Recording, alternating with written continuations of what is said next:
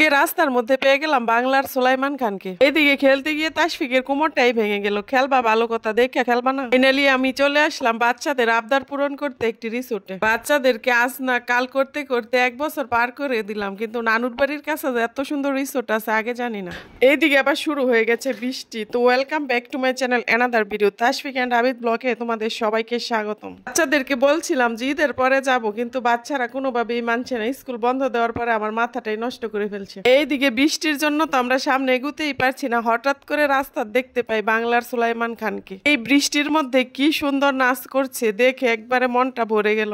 এই হচ্ছে real hero, কারণ এখানে সবকিছু অর্গানিক ব্যাপার। অনেকক্ষণ ধরে নাচ করছিল এত সুন্দর করে, কিন্তু হঠাৎ করে আমার চোখ পড়ে আর সাথে সাথে চুরি করে ভিডিও করে নি। কি সাহস রে বাবা, মেন রোডের মধ্যে এরকম ঝড় তুফানের মধ্যে কি ডান্স করতেছে। আমি ডাকতেছিলাম যে বাবা তুমি এইদিকে আইসা পড়ো, যে ঝড়ো হাওয়া আর বিদ্যুৎ চমকাইতেছে আমার ভয় পাইতেছে। আমার দেখে ছেলেটা লজ্জায় দৌড় দিল। তারপরে আমরা ফাইনালি চলে আসলাম রিসোর্টে। আর এই রিসোর্টটার নাম স্বপ্ন ছায়া। বাবার বাড়ির কাছে যে এত সুন্দর রিসোর্ট আছে আমি আসলে জানি না। এখানে আসতে হলে কিন্তু তোমাদেরকে মাত্র 50 টাকা টিকিট কেটে আসতে হবে। চারিদিকের পরিবেশটা কিন্তু খুবই সুন্দর। এইদিকে আবার দেখলাম নৌকাও আছে। যাদের নৌকাতে ঘুরতে ভালো লাগে তারা এখানে চলে আসতে পারো। এটা কিন্তু নদী না, এটা হচ্ছে কৃত্রিম নদী, মানে এটা হচ্ছে দিঘি।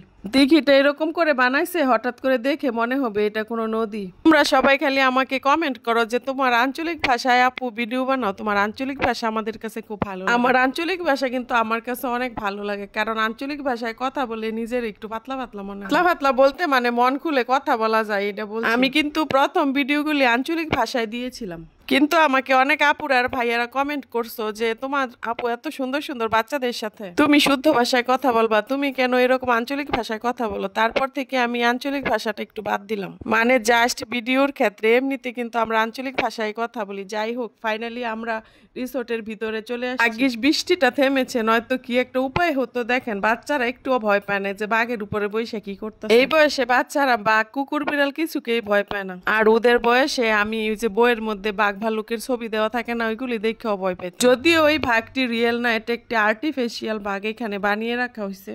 এইদিকে বাঘ নাকি তানিশার হাতে কামড় দিছে। কি একটা অবস্থা বলেন তো, কেমন লাগে। আরেকজনে বুনেরে বাঁচানোর জন্য বাঘের কি মাইরটাই না দিতেছে। ভাগ্যিস বাঘের জীবন নাই, তাইলে তো বাঘ আর তোমাদের মধ্যে রীতিমতো যুদ্ধ শুরু হয়ে যেত। যারা বৃষ্টি উপভোগ করতে চান তারা এইরকম একটা চালের নিচে এসে বসতে পারেন। এরকম একটা চাল দেখে আমি মোটামুটি শিহরিত। অ্যাকচুয়ালি এই চালটা কিসের জন্য বানানো হয়েছে, যেহেতু এটা রোদ আর বৃষ্টি কোনোটাকেই প্রটেক্ট করতে পারবে না। বাচ্চাদের কপালটা ভালো, কারণ বৃষ্টি থেমে গেছে আর ওরা ইচ্ছা মতন খেলতে পারতেছে। ওরা এত একটা আনন্দিত এখানে এসে, আসলে বলার ভাষা নেই। বাচ্চাদের মানসিক বিকাশের জন্য কিন্তু মাঝে মধ্যে এরকম বাইরের কিছু সুন্দর সুন্দর পরিবেশ বা দৃশ্য দেখাতে হয়। এটা বাচ্চাদের মানসিক বিকাশে অনেক সহায়তা করে। সময়ের পরিবর্তনে আমাদের বাচ্চাগুলিও পরিবর্তন হয়ে গেছে। যে বয়সে আমরা খেলাধুলা ছুটাছুটি করতাম, এই বয়সে ওরা বই আর মোবাইল নিয়ে ব্যস্ত। আমরা বাবা মায়েরা চাইলেই কিন্তু বাচ্চাদেরকে সুন্দর একটা পরিবেশ বা সুন্দর একটা জীবন দিতে পারি। আসলে আমার বাবার বাড়িতে চারিপাশে পরিবেশগুলা খুবই সুন্দর, তাই তানিশা বারবার নানু বাড়িতে বেড়াতে আসে শুধু এরকম রিসোর্টে আসার জন্য। তানিশার নানু বাড়ির আশেপাশে অনেক সুন্দর সুন্দর জায়গা আছে যেগুলো দেখার মতো। ইনশাল্লাহ ঈদের পরে যখন বেড়াতে যাব তখন সবাইকে দেখাবো। আজকেও কিন্তু তানিশা আমরা সবাই নানু বাড়িতে গেছিলাম, আর এখানে কিন্তু তানিশার মামা আছে আমাদের সাথে। তানিশার মামা ভিডিও করছে, তাই ক্যামেরার বাইরে ছিল। তো সবাই ভালো থাকবে, আল্লাহ হাফেজ।